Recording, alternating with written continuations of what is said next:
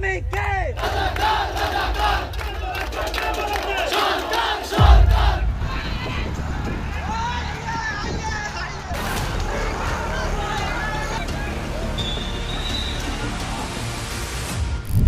कुछ दिन पहले बांग्लादेश में भारी संख्या में स्टूडेंट सड़कों में प्रोटेस्ट करने उतरे हैं बांग्लादेश की रिजर्वेशन सिस्टम के खिलाफ। शुरुआत में तो ये प्रोटेस्ट बिल्कुल भी शांतिपूर्वक था, लेकिन पिछले हफ्तों में बांग्लादेश की पुलिस फोर्स ने स्टूडेंट प्रोटेस्टर को बीच सड़क में गोली चलाकर मार डाला और अब सिचुएशन बहुत खौफनाक हो चुकी है बांग्लादेश में। स्टूडेंट प्रोटेस्टर का गला घोटने के लिए आर्मी और स्पेशल फोर्सेस को भी डिप्लॉय कर दिया गया।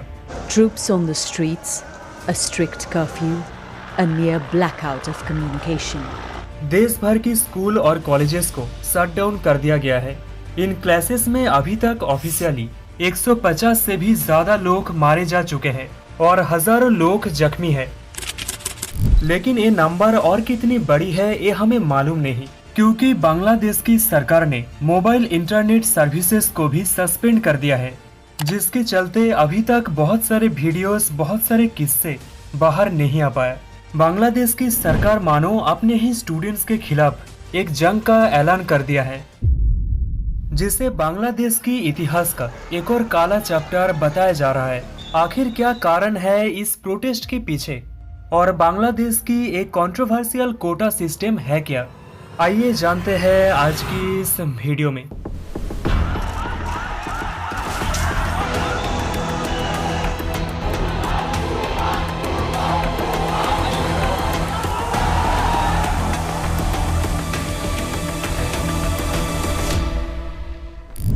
आज के समय में बांग्लादेश में ये जो प्रोटेस्ट किया जा रहा है स्टूडेंट द्वारा, इसके पीछे सिर्फ एक ही कारण है, रिजर्वेशन।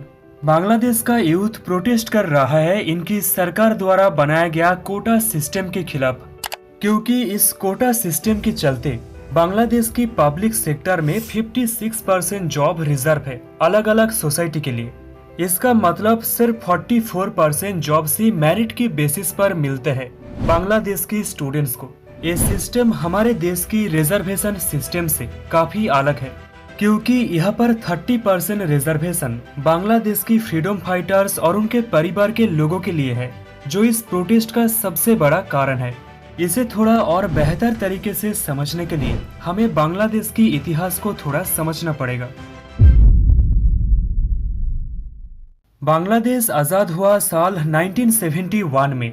इससे पहले बांग्लादेश पाकिस्तान का एक हिस्सा हुआ करता था, जिसे ईस्ट पाकिस्तान बोला जाता था, और आज का जो पाकिस्तान है इसे वेस्ट पाकिस्तान बोला जाता था।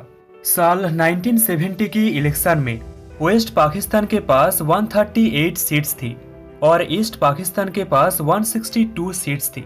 इस इलेक्शन में वेस्ट पाकिस्तान के लोगों ने अलग अलग पॉलिटिकल पार्टीज को वोट किया, लेकिन ईस्ट पाकिस्तान में मेजोरिटी वोट मिला आवामी लीग पार्टी को, जिसे लीड किया जा रहा था शेख मुजीबुर रहमान के द्वारा, जो अभी के समय में बांग्लादेश की प्राइम मिनिस्टर शेख हसीना की पिता है।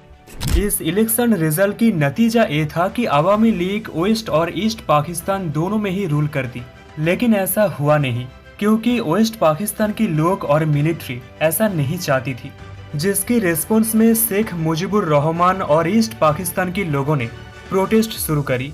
ये वही समय था जब वेस्ट पाकिस्तान की मिलिट्री ने अमेरिका के साथ मिलकर भारी मात्रा में अत्याचार शुरू किया ईस्ट पाकिस्तान के लोगों के ऊपर। এবারের সংগ্রাম আমার মুক্তির সংগ্রাম, এবারের সংগ্রাম স্বাধীনতার সংগ্রাম। इस जेनोसाइड में 30 लाख से भी ज्यादा लोग मारे जाते हैं ईस्ट पाकिस्तान में। करीब 1 करोड़ लोगों को ईस्ट पाकिस्तान छोड़कर आना पड़ा इंडिया में। इसके बाद ही 1971 में बांग्लादेश लिबरेशन वॉर देखने के लिए मिलता है और भारत सरकार की मदद से ही 1971 में बांग्लादेश आजाद होता है और इस आजाद बांग्लादेश की पहला प्राइम मिनिस्टर बनते हैं शेख मुजीबुर रहमान। এই পবিত্র শপথ গ্রহণ করিতেছি আমি গণপ্রজাতন্ত্রী বাংলাদেশের প্রতি অবিচল বিশ্বাসের সহিত অনুগত থাকিব। बांग्लादेश को आज़ाद करने के लिए जिन्होंने आज़ादी की ये लड़ाई लड़ी थी, यानी बांग्लादेश की फ्रीडम फाइटर्स, उनके लिए साल 1972 में फ्रीडम फाइटर्स कोटा इंट्रोड्यूस्ड किया गया शेख मुजीबुर रहमान की सरकार द्वारा। इस कोटा सिस्टम के चलते बांग्लादेश की पब्लिक सेक्टर में 30% जॉब रिजर्व रहता है फ्रीडम फाइटर्स, उनके बच्चे और उनके बच्चे की बच्चों के लिए। इसके अलावा 10% रिजर्वेशन है औरतों के लिए और 10% रिजर्वेशन है बैकवर्ड डिस्ट्रिक्ट के लिए, 5% रिजर्वेशन है माइनॉरिटीज के लिए और 1% रिजर्वेशन है फिजिकली डिसेबल लोगों के लिए। यानी टोटल 56% जॉब रिजर्व है बांग्लादेश की पब्लिक सेक्टर में। इनमें से मेजोरिटी रिजर्वेशन यानी 30% फ्रीडम फाइटर्स कोटा है, जो इस प्रोटेस्ट की सबसे बड़ी कारण है। प्रोटेस्टर्स ये चाहते हैं कि एथनिक माइनॉरिटीज और फिजिकली डिसेबिलिटीज रिजर्वेशन को छोड़कर बाकी सभी रिजर्वेशन को हटा दिया जाए, क्योंकि जब ये रिजर्वेशन सिस्टम शुरू हुआ था तब 30% रिजर्वेशन सिर्फ फ्रीडम फाइटर्स के लिए ही था। लेकिन साल 1997 में इस कोटा सिस्टम को एक्सटेंड किया जाता है और फ्रीडम फाइटर्स के बच्चे के लिए भी ये रिजर्वेशन दिया जाता है। फिर 2010 में इस कोटा सिस्टम को एक और बार एक्सटेंड किया जाता है और इस बार फ्रीडम फाइटर्स के बच्चों को भी ये रिजर्वेशन दिया जाता है, जिसके खिलाफ 2018 में भी कई स्टूडेंट ने प्रोटेस्ट किया था। स्टूडेंट्स का ये कहना था कि बांग्लादेश की कॉन्स्टिट्यूशन में फ्रीडम फाइटर्स को कोटा देने की बात बोला गया, लेकिन उनके बच्चे को कोटा देने की बात बिल्कुल भी इल्लीगल है। और ऐसे भी 1971 में बांग्लादेश की आज़ादी की लड़ाई में देश के सभी लोग शामिल थे। तो ऐसे में कौन डिसाइड करेगा कि कौन फ्रीडम फाइटर्स का बेटा है और कौन नहीं। और सबसे इंटरेस्टिंग बात यह है कि अभी के समय में बांग्लादेश में सिर्फ 0.13% लोगों को ही ऑफिशियली फ्रीडम फाइटर्स का दर्जा दिया गया है।